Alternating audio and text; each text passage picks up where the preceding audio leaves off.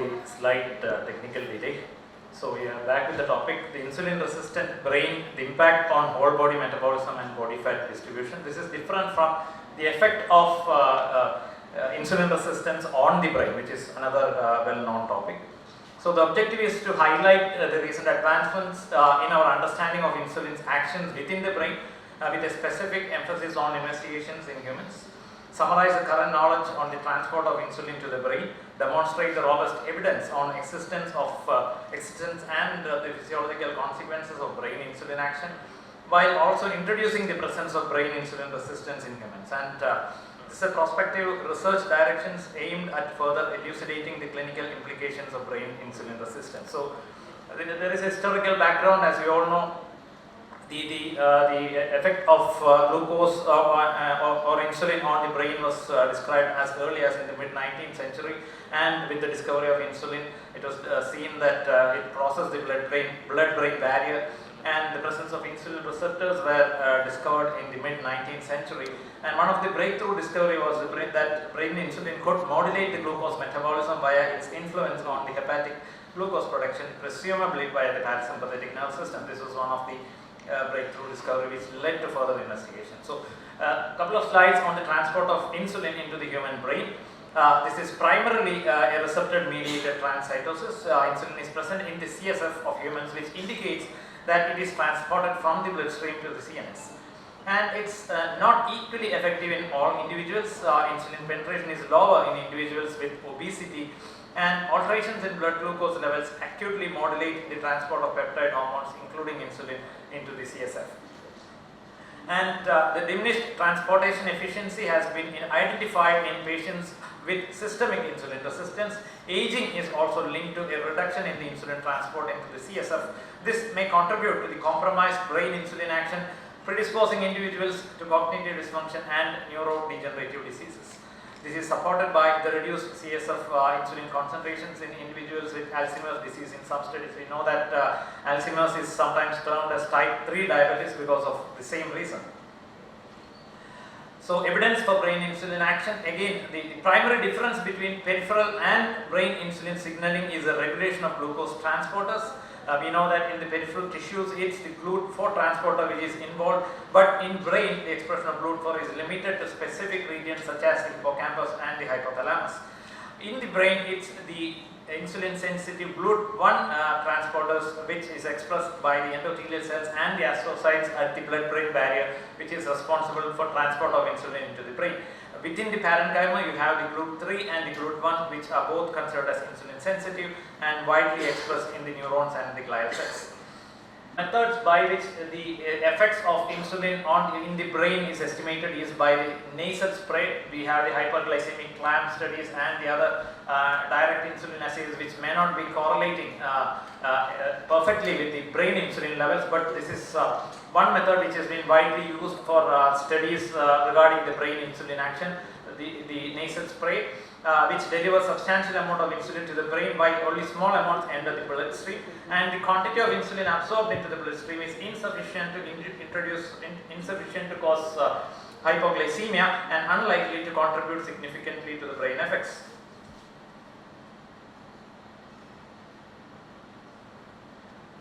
And the concept of brain insulin resistance has come because of all the neuroimaging which is available now, and even though PET and magnetoencephalography or MEG is available, functional MRI is the one which is most commonly used.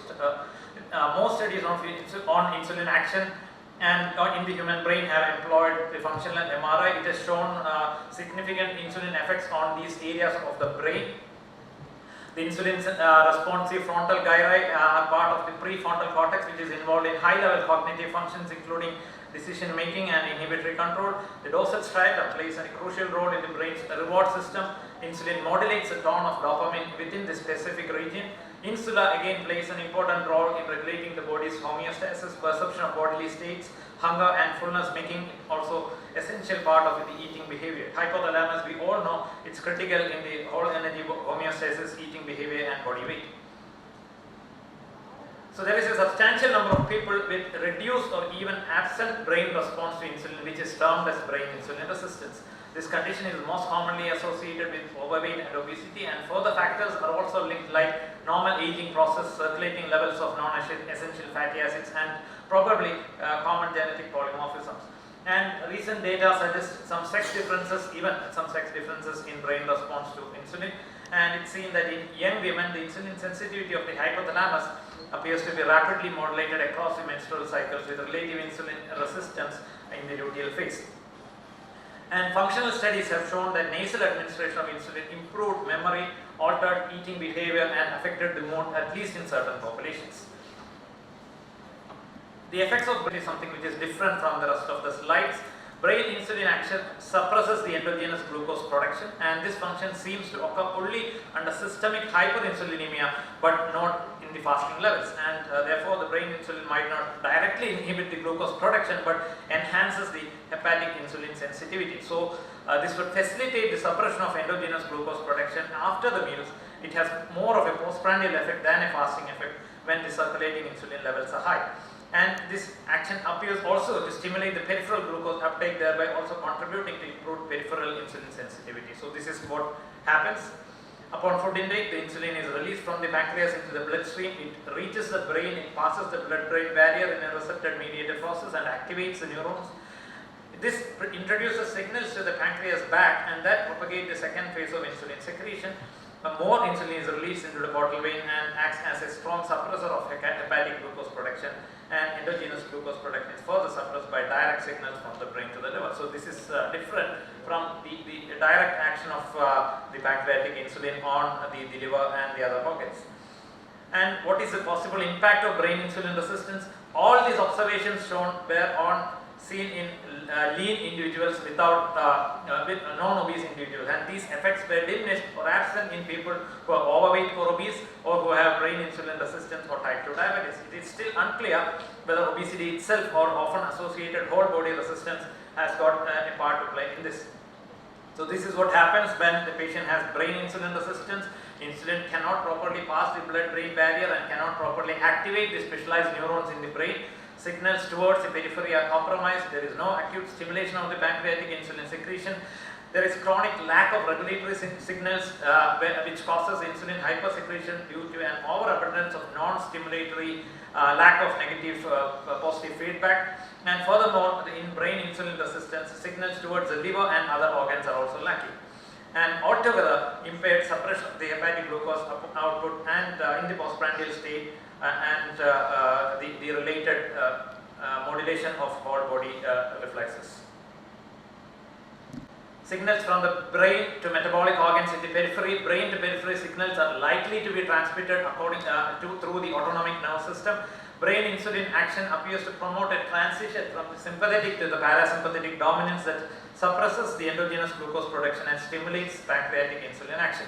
And the brain's acute modulation of peripheral metabolism seems to be disrupted. And the relative contribution of brain-derived modulation to human postprandial glucose metabolism is again an intriguing question. There are a lot of research which needs to be done in this area. And some signs are that nasal administration of insulin reduces the need for endogenous insulin post-meal, and long-term nasal administration reduces the glucose fluctuations, and it suggests a significant role of brain insulin action in the physiological glucose regulation. However, the reduced glucose excursions in other studies have not translated to HbA1c levels, and it's still uncertain whether to what extent the disruptions in the brain insulin circuit contribute to abnormal glucose metabolism.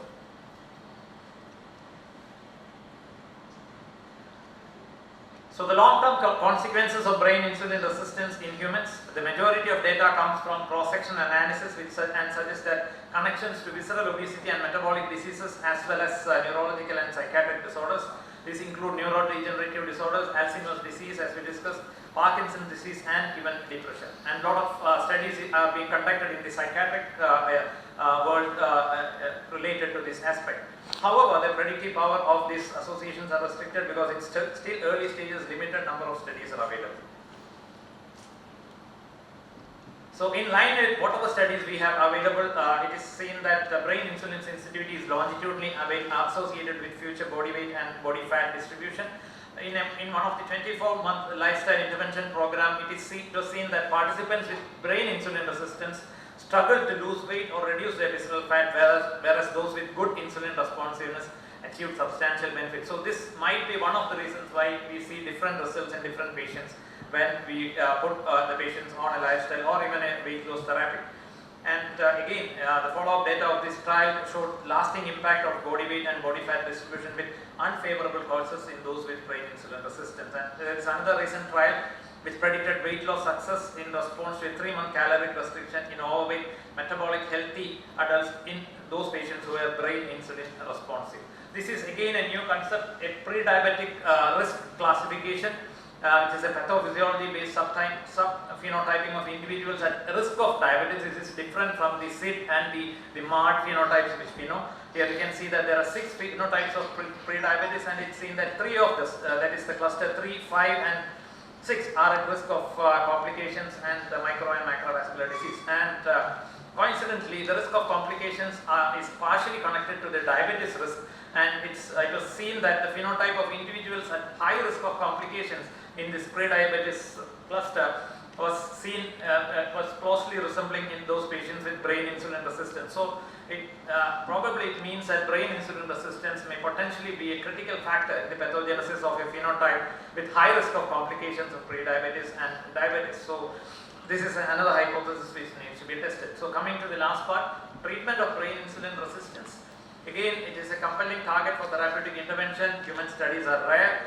2 recent clinical trials have been done with the use of functional MRI. The first trial included individuals who were overweight and obese. And again, despite no significant weight loss, an 8-week exercise intervention improved insulin responsiveness in the dorsal striatum to a level similar to that seen in lean individuals. So that means that something is happening. And the second trial evaluated SGLT2 inhibitors. It seems to be an answer for a lot of things. Apart from the glycemic control, again you can see that irrespective of the weight loss, SGLT2 inhibition over 8 weeks restored the hypothalamic insulin sensitivity. So this appears to drive the reduction of liver fat and enhancement of fasting plasma glucose. It is seen that the reduction in the hepatic fat with SGLT2 inhibitors is independent of the glucose control. So this could be one of the ways in which SGLT2 inhibitors are able to bring about the reduction in hepatic fat. So the brain effects have been reported for dapagliflozin, and another study which focused on food cue reactivity, that is the food craving symptoms, again that showed improvement with dapagliflozin, and both these drugs seem to have similar effect. While SGLT2 inhibitors are expressed in the brain, it's unclear whether these act directly or indirectly via the peripheral action. Thiazolidinediones, again it is thought to be one of the drugs for the systemic insulin resistance, have not been useful unfortunately in the peripheral, in the central of the brain insulin resistance. Couple of studies were terminated early because it were ineffective, and because of the side effects of pioglitazone, the studies were stopped prematurely. A word about GLP-1 receptor agonist, Alzheimer's and Parkinson's disease linked to type 2 diabetes. Again, we know the link of these diseases with type 2 diabetes. And brain insulin resistance can occur without peripheral resistance and have been both linked to cognitive decline. And GLP-1 also increases the insulin signaling in the brain, and the GLP-1 receptor expression in the brain supports hippocampal synaptic transmission and regulates the cellular apoptosis, which potentiates the regulation of neurological and cognitive functions. And GLP-1 receptor deficiency is linked to a higher risk of seizures and neurodegenerative processes, whereas its overexpression promotes neuroprotection and improved cognition. So this is again another area where a lot of research is being going on, and these are the future research directions. One of the key challenges is understanding the complex communication between the brain and peripheral organs, and unraveling the extent to which the insulin-induced effects in the brain contribute to the regulation of whole body metabolism. Again, that needs to be researched. Another challenge is to uncover the regulatory processes governing the insulin's transport into the brain, as well as the precise mechanisms of the signaling. And it predominantly occurs in the postprandial state, a situation where numerous signaling factors undergo dynamic fluctuation. So it is difficult to specifically pinpoint a single action of the brain. And determining how these factors interact with insulin again needs exploration. This will be especially important as a number of upcoming pharmacotherapies specifically addresses the postprandial signaling pathways. Further exploration is needed on how the impaired brain action contributes to the high-risk phenotypes of pre-diabetes, as we have discussed. And again, a big issue is, this last slide, big issue is the lack of precise biomarkers, which makes research even difficult, and functional MRI, even though it is available, it is time consuming. And we have to develop easy to use non-invasive tools for further research in this area. So in conclusion, refining and optimizing the therapeutic methods of brain insulin resistance could open a preventative or therapeutic possibilities not only for obesity and metabolic disorders, but also for the related neurological and psychiatric conditions. And exploring the role of brain insulin signaling is a thrilling and rapidly evolving research field with implications beyond glucose metabolism. And progress in this central area requires a multidisciplinary effort to translate the research findings into clinical practice and improve the patient's lives. Thank you for the patient listening. Thank you.